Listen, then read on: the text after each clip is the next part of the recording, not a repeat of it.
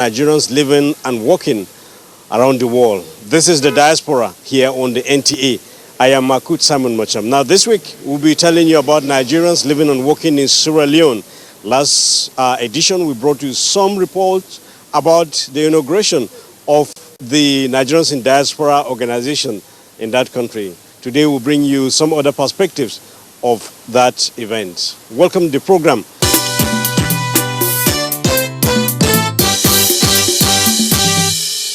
Now, as we told you in our last edition, the Nigerians in Diaspora organization, NIDO, was recently inaugurated in Sierra Leone.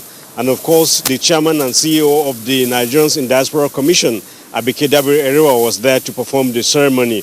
On this edition, we're going to be taking you into that event. First, let's establish who are the Nigerians in Sierra Leone. My colleague, Ruth Aguele, was in that event. And of course, she spoke with Nigerians in Sierra Leone. Here are some of the officials of that organization.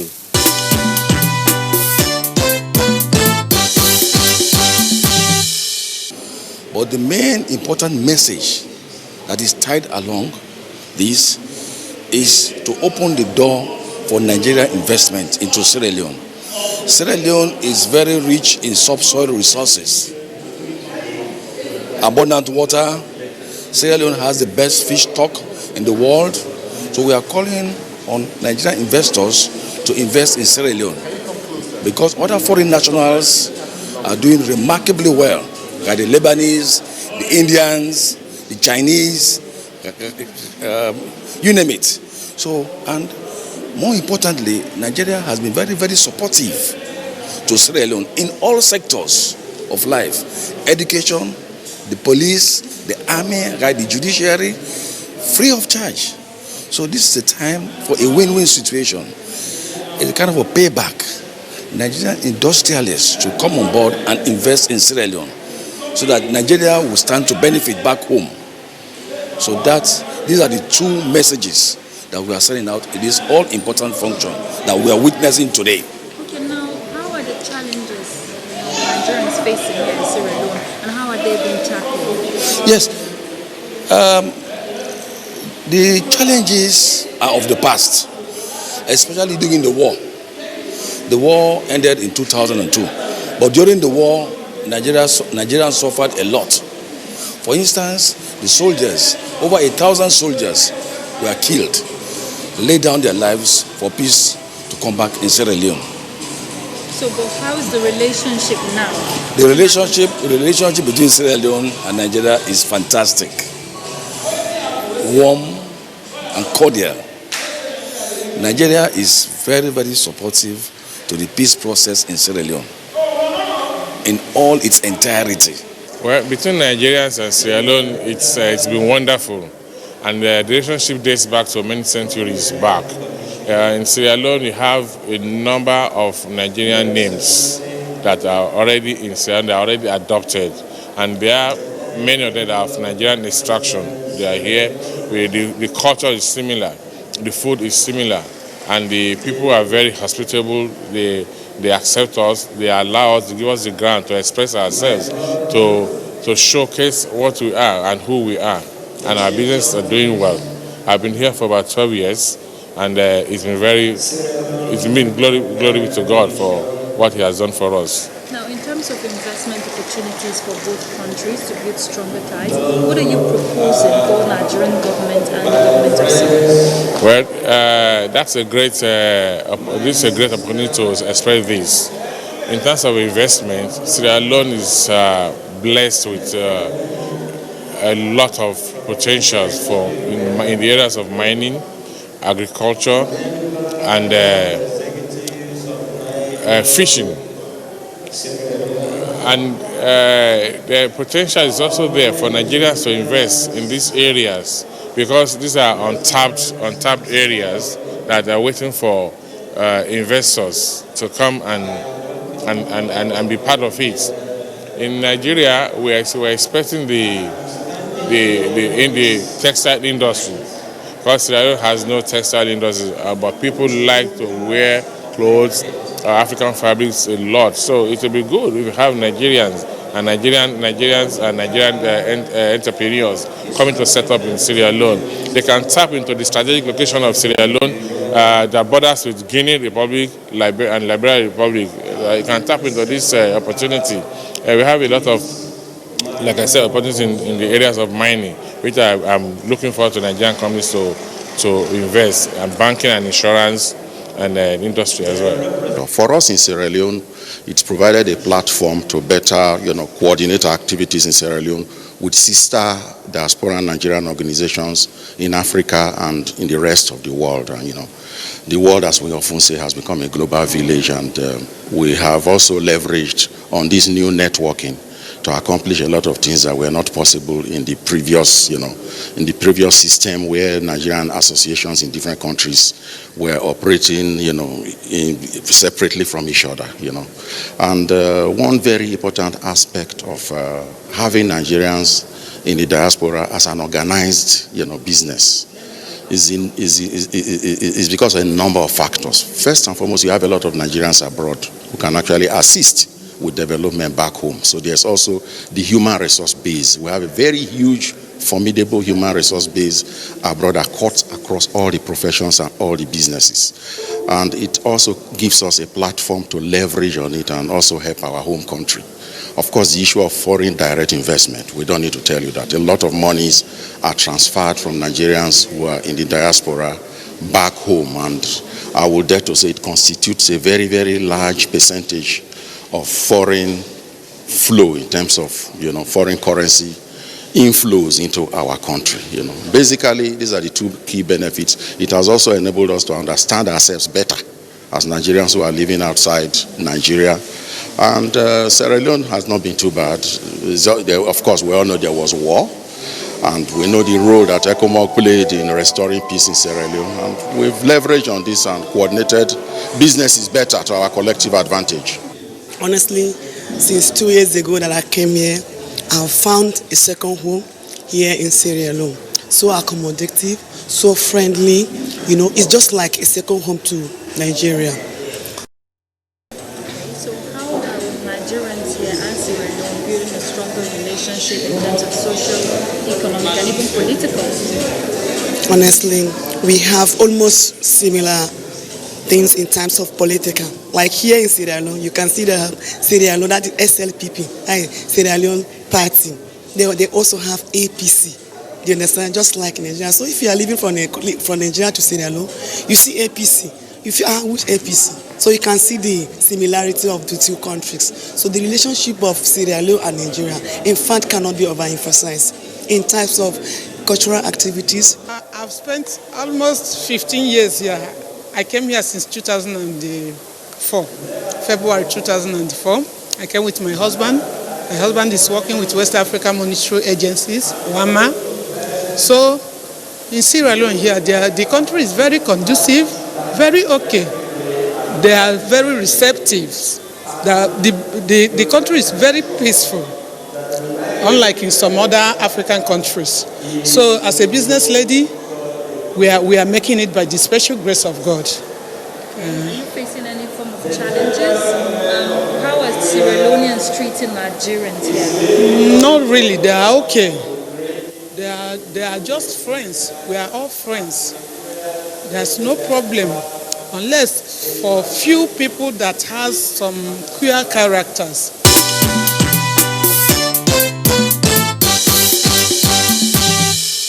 Now, there are various perceptions about Nigerians living and working around the world. So, how are they perceived and received in Sierra Leone? Ruth again put the question to some Sierra Leoneans.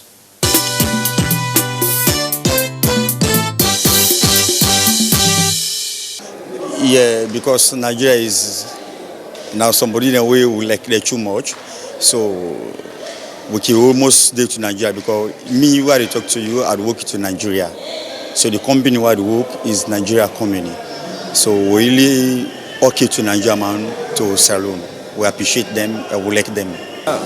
Nigerians, we are happy when they are here, because during the war they fought for us. So I think I'm happy while they are here with us. What kind of relationship do you have with Nigerians? A very good relationship as a African country, so we have a very good relationship with them. And I'm working with Nigeria, and the relationship with them is very good. They know how to treat people, so I'm happy to be with Nigeria. Do you hope to visit Nigeria someday? Yes, I hope to. I wish to do so because my boss has already promised me that during the rainy season we'll have a shutdown to our site that we visit Nigeria. So I will go for holiday. So I'm happy for that. I'm waiting for that time. It has been cordial since I remember as a kid, and even though I've grown up, it has been cordial. Because I can remember even the time of the war, it was the Nigerians who came to our aid and assisted us in driving out the rebels. So it has been cordial. What are your expectations from Nigerians in terms of socio-economic growth for both countries? Well, I think just as the NIDO president just said, that they are going to bring two developments to this country, the clinic for the Nigerians and the school. I think that's a good a tribe that they are trying to do, because it will bring. It's not only going to be for Nigerians, even Sierra Leoneans are going to benefit from the clinic as well as the school. You know, we have a very long-lasting relationship with Nigeria. As I stated, they've come to our aid more often than not, and we're very grateful. And we're also seeking to, provide the relevant support if at all it's needed. This affinity has progressed over the couple of years, and it seems to be getting stronger and stronger. And now with the launch of this organization, it's putting things in a much more structured form where we can relate and strengthen several areas of mutual interest and cooperation. So it's a pleasure to be here. I cannot overemphasize the relationship we've had with Nigeria, and your president and my president, they're brothers, and I believe that's going to continue for the longest. There's certainly lots of opportunities. You may know that we have a lot of Nigerians already, as entrepreneurs here. And the chairman himself is he's in the construction sector and infrastructure, and there are quite a few Nigerians who've been providing services, especially regarding trade and investment.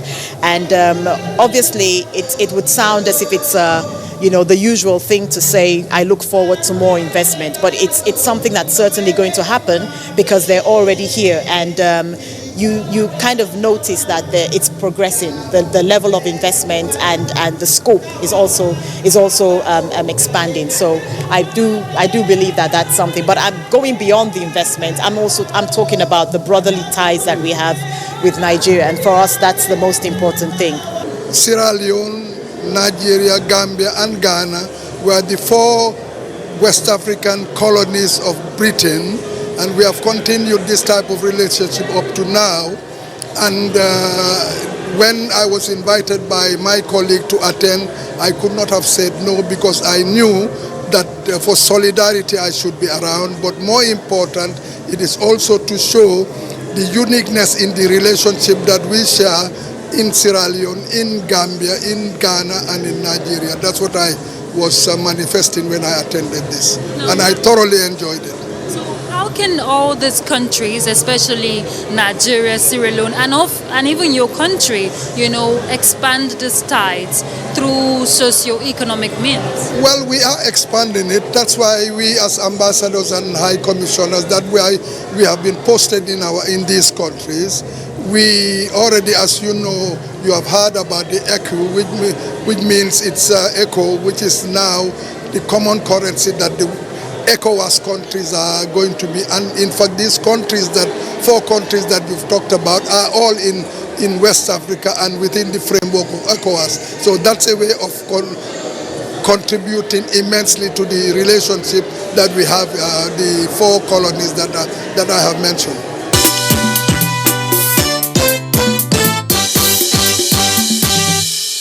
Now let's hear from Honorable Abike Dabiri Erewa and the Nigerian High Commissioner to Sierra Leone.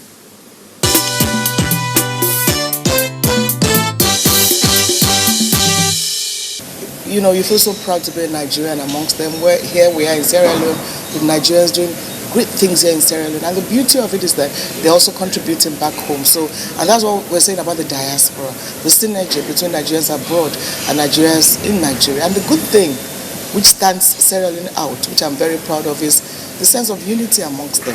They've all come together as one. It doesn't matter where they come from. They see themselves as Nigerians and they're carrying on as Nigerians.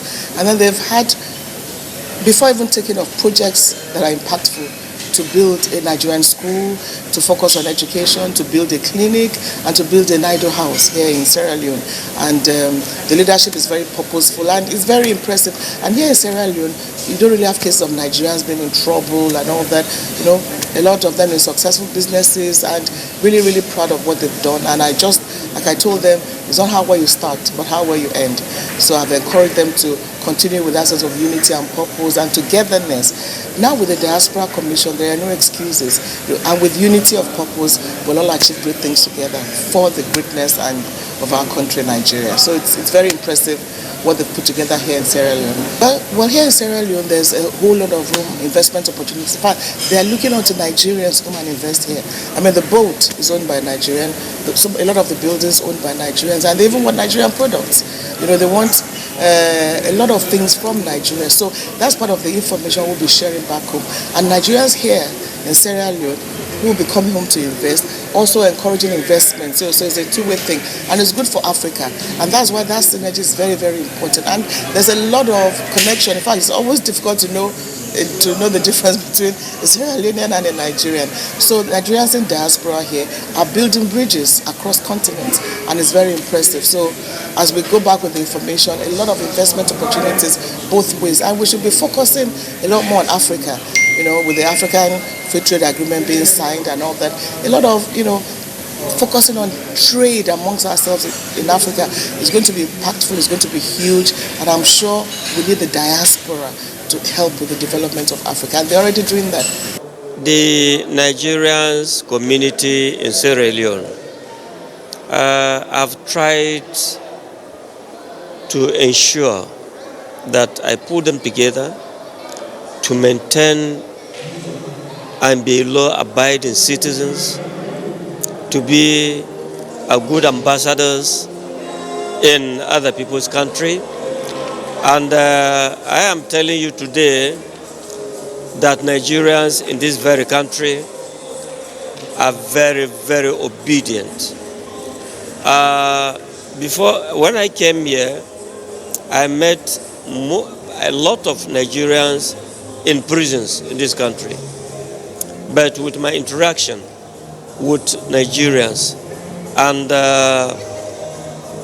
often frequent interaction with them, they have been able to control themselves, and I can tell you that we have not more than 4 people in the prison now, in this very country. The country itself are embracing the behavior of Nigerians in this country, and because of that, we are seriously moving forward. We are living greatly here. Nigerians are being respected. The Sierra Leoneans respect Nigeria, and we are doing almost everything in common to actualize the dream of oneness. And so also, I'm also on the verge, on the course, that there is a commission between Nigeria and Sierra Leone, and which that had been held long ago in Lagos, in the country here. Just the turn, it is now the turn of Nigeria to host the country on the diplomatic relation commission. So I am seriously on that move now to hold the commission in Nigeria at any given time, so that the diplomatic relationship will now attain high level. Let's take some diaspora news.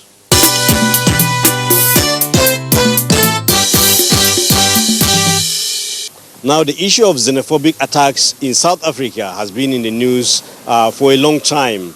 But recently, the killing of a Nigerian, Dr. Elizabeth Chukwu, in her hotel room in South Africa has generated a lot of heat. And indeed, Nigerians are following the matter very closely.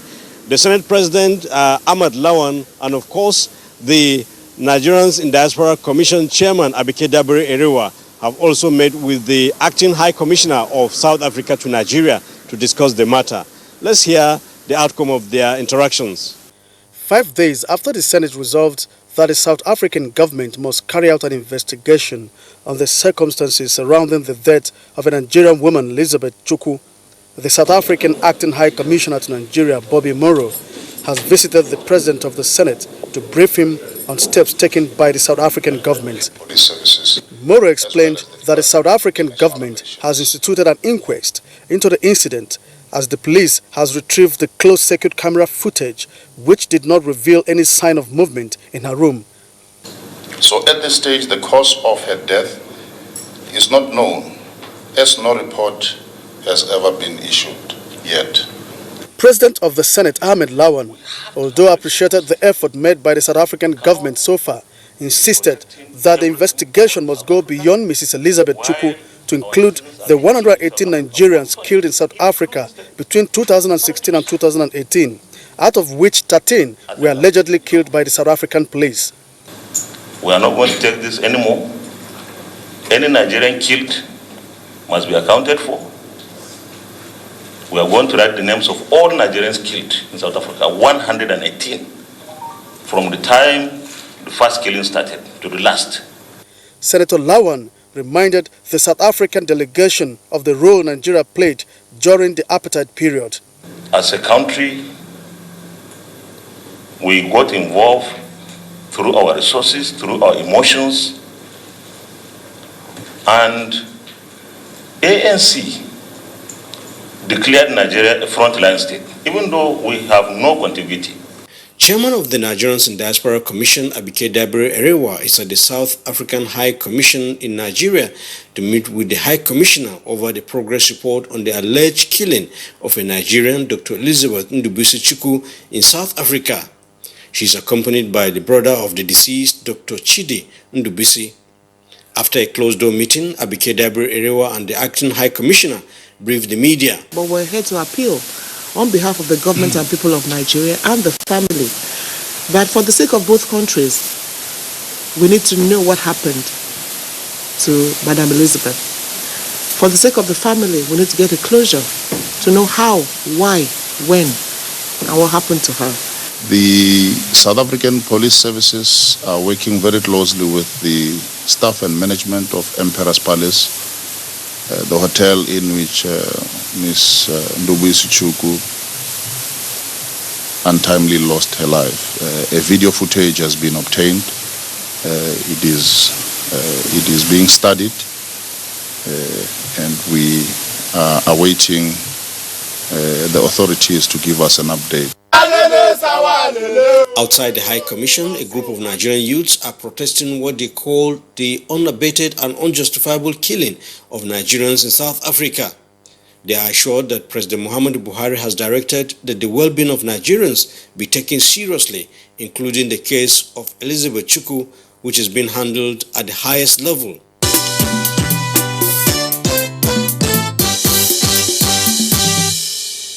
And that's Diaspora for this week, the program that brings you highlights about Nigerians living and working around the world. Thank you very much for watching. We ask you to join us next time for another edition. On behalf of all those who have contributed to making this program possible, I am Makut Simon Macham saying bye for now.